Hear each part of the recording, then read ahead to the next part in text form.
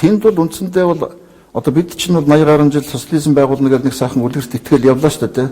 Одоо ингээд хэдхэн жилийн дараа хүрэх гээд яг л хүрлээдэй гэж ингээд хүмүүсийн чинь тархинд гэж угааж ялаа шүү дээ. Үндсэндээ бол яг бидний хийх гээд зориод исэн тэр нийгмийн баримжаат улс бол одоо тэр манай Нордикийн хэдэн улсууд байна шүү дээ. Яг бидний хүссэн имийг л тэнд үзээ хийцэн.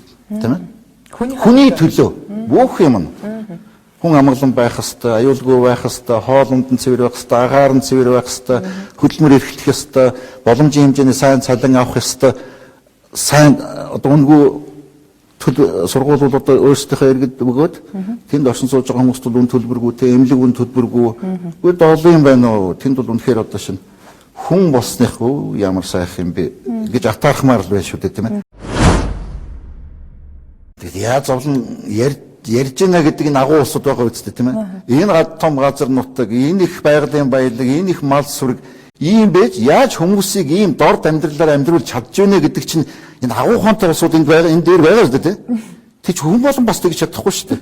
Ийм байж яаж хүмүүсийг ийм дорд амьдралаар амьдруулж чадж гинэ гэдэг чинь энэ агуу хонтой асуудал энэ дээр байгаа шүү дээ, тийм. Тэг хүн болон бас тэгж чадахгүй шүү дээ.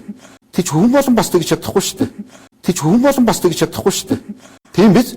Тэгэхээр манайх бол шалгарсан их мундаг улсуудаар төрөө бариулдаг, засгаа бариулдаг.